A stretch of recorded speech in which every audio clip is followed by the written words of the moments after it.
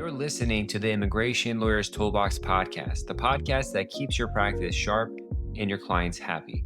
I'm your host, immigration lawyer John Khosravi, and every week we're bringing you insights, tips, and real world conversations with top immigration attorneys and industry leaders. Whether you're here to grow your practice, stay on top of the latest trends, or get inspired, you're in the right place. Ready? Let's go. Hello, fellow Toolboxers. Welcome to episode number 393 of the Immigration Lawyers Toolbox. Recording this live for LinkedIn, but you can always catch the recordings and audio wherever you're probably going to be listening to this. But I'm Immigration Lawyer John Khosravi. Today, we're going to do another episode going over 10 things that I learned last week that I wanted to share with you for practitioners of immigration law, so you're updated with all the insanity of what's going on, personal tips, all that kind of stuff. Very popular episode type that we've been doing for a lot of years, and we're getting back into it. But let's get started. Well, before we get started, I want to let y'all know that the EB1A Extraordinary Ability course is out. If you're a member of our Circle.so community page for lawyers, you could click on a link there to access it. It's a premium course with a pay a fee. But if you're interested in the course, or even just joining our community page where there's a lot of free content, information, and sharing, just email me at info@immigrationlawyerstoolbox.com. Again, that's info@immigrationlawyerstoolbox.com. I'm finishing up a landing page, so I can send you that landing page to be able to check out what the course is about. We also have the E2 is coming out too if you're interested in investor owner E2 type of case, either consular processing or change of status. So we have our marriage course, which has consular processing, all that. I'm going to spin off a consular processing only section because so many lawyers need to learn more about consular processing for family, marriage kind of thing, employment based, as well as diversity visa. I'll try to get that in there too. So that's going to be all coming out. I suggest just following us, especially on Instagram, for Immigration Lawyers Toolbox to get that started.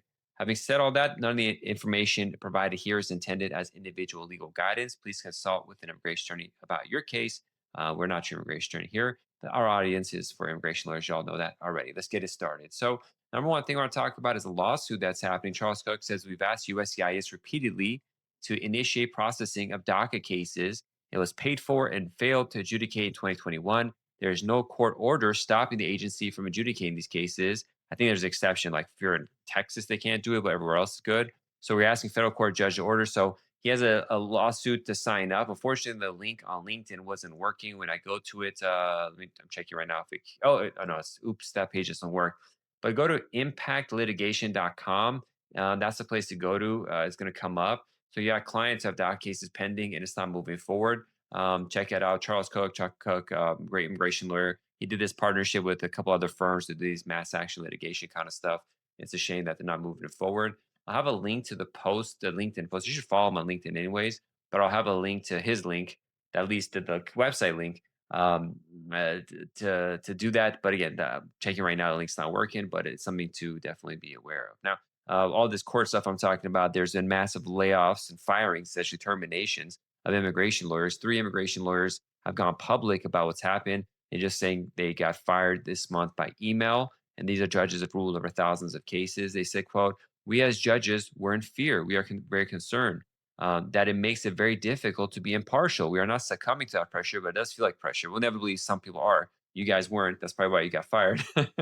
And they're saying both Pappas and Payne, 2 of the judges, disclosed that they were told how they should rule on immigration cases. I think particularly in the context of giving dismissals for people so that ICE could pick them up as they're leaving the courthouse because their case is dismissed. So it's a really crazy situation, stressful for a lot of people involved. But we'll see how this all plays out. Number 3 of this week's top 10, ICE is making everyone with granted motions to reopen and pending appeals to wear ankle monitors. I guess because they can't, abduct everybody, they're probably doing this. They're placing their ankles at their ICE check-in appointments. And someone had posted an image on Facebook of the ankle monitor cutting their leg and bad bruises and everything like that. It's really a massive situation. So many people are going to their appointments, doing everything. It's not like they're hiding. So it's kind of weird they're doing that. Number 4 is about these old CHNV parole cases. So I think Colombia, Honduras, Nicaragua, and Venezuela, maybe. Here's a case where Biden created a parole program where people from these countries, if they have some sort of ties in the U.S., to come here for a year parole, to get work authorization, and with no medium-term plan of what happens after that. Well, what happened is Trump came and canceled it all, and it had these people potentially subject to expedited removal. But we've seen cases for adjustment going in on these, and they're being paused even after the interview, it seems. Even though they're not legally supposed to do that, there is some sort of hold happening. So be prepared if you have these CHNV cases, these Venezuelan, maybe even the TPS cases or Ukraine kind of parole cases. We don't know how long it's going to take to get those done. It's going to be some pause happening. Number five is the big update on USCIS. One is they're going to update the H-1B system to create some sort of wage system, and they're going to be updating the naturalization exam probably to make it harder. There's words of different things happening, but just be mindful. The citizenship stuff probably is not going to be as, how crazy could they make it? I mean, the language issue is probably going to be one that makes it harder for some people, and probably more questions and stuff. And there'll be lawsuits over it. The H-1B could shift things a lot, so it's something to be mindful of. I'm going to take a quick sponsored break right here. I want to mention you all know e-immigration by Serenade, one of the top, if not the top, immigration software. I recently caught up with the folks at immigration who shared a big announcement at the AILA conference. You probably saw the videos I did with them, hot off the presses. Have you heard e-immigration is now integrated with VisaLaw.ai? Over 10,000 users can now connect their e-immigration accounts to VisaLaw.ai, allowing them to generate expert letters, court documents, petition briefs, and entire packets, case packets directly within their case management system. Its case management meets modern drafting, so you can build stronger cases faster than ever. The combination of e-immigration and VisaLaw.ai means what used to take hours can now be done in minutes. Just think about how much faster your immigration workflows can be.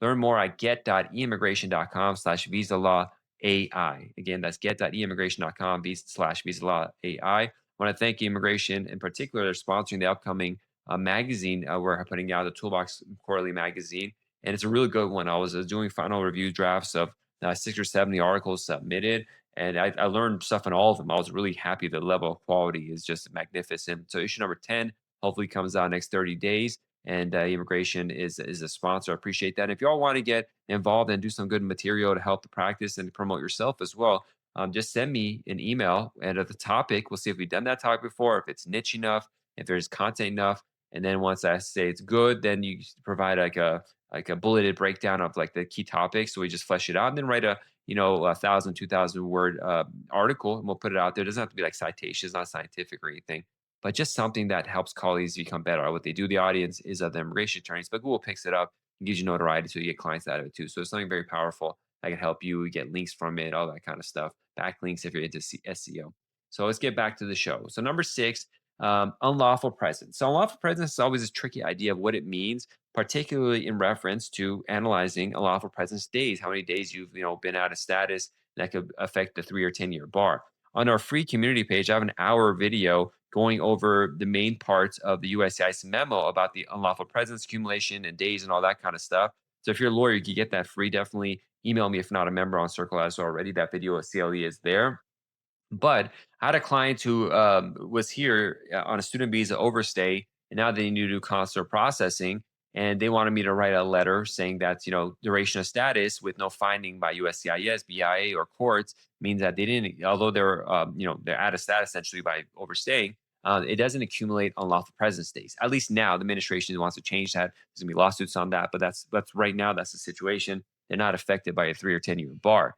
So I wrote up the thing and I looked up the Foreign Affairs Manual and I had citations to that too, so the embassy could review their own policy manual. But then what I'm doing nowadays, I put it into ChatGPT, see what they say, and into Grok AI, and both of them got it wrong. They said duration of status doesn't stop the accumulation of unlawful presence days. So it's another example of the AI not knowing what's going on with the system. So that's something to be aware of. They're making this kind of errors and don't believe it. I had to go back and forth with it and explain to it until I finally realized. I said, "Oh yeah, the Trump administration wanted to do it. There was a memo published, but then they sued on and they stopped. And so you got to kind of nudge it in the right direction." Which shows like if you don't know the law already, it's not going to get you there. Now I taught it what the law was. I'm not sure if it's going to stay, but at least for the near term, if people are doing cases on their own, it's not something that's reliable.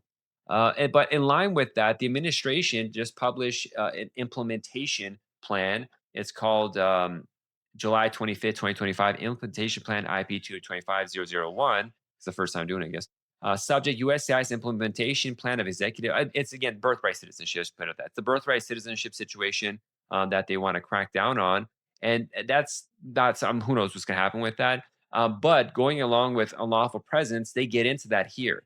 And it's such a tricky thing when I'm reading it. It's like it's very hard to understand. The meaning of lawful presence is that Congress define the term unlawful presence for purposes of inadmissibility, 212A9, and provide certain exceptions to the accrual of unlawful presence. While this definition of unlawfully present does not expressly apply to the term as used in the executive order, USCIS generally uses the same definition outside of anonymity, blah, blah. I was going to read the whole thing, but if I read it out loud, it's going to be super confusing and stuff like that. But this unlawful presence stuff is going to be kicking up because of this. If this able to go through this executive order and the whole confusion, what is a period of authorized stay? No, this is in here too. And I was reading it. I'm like, oh, perfect timing with my chat DP discussion. Just bring it up. It's worth taking a quick look at the memo to be or implementation memo, if you will, to see how it looks. But it goes into the meaning of presence that is lawful but temporary. All this kind of language is very confusing.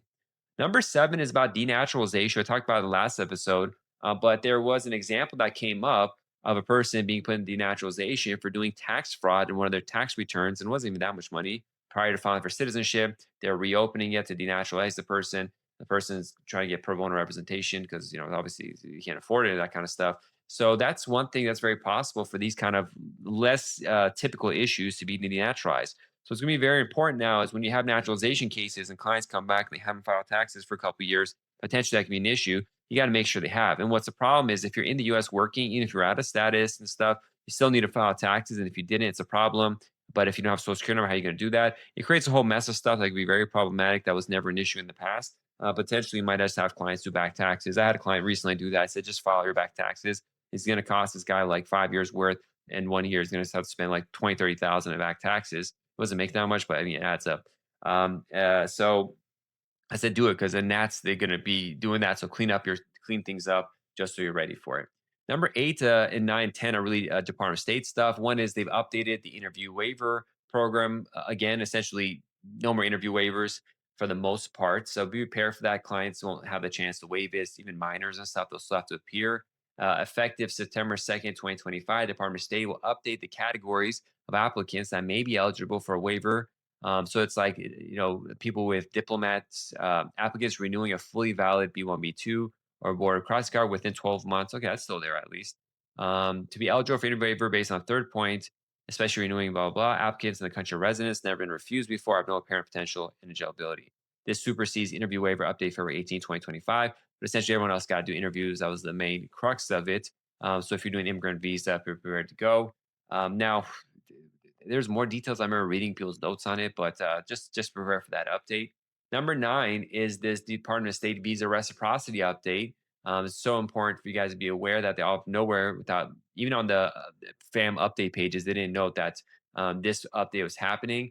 That the time on a lot of B visas is changed, and just visas in general, how much a visa reciprocity time gives you. But there's some sub things like for China, they made O visas only valid for 3 months and single entry.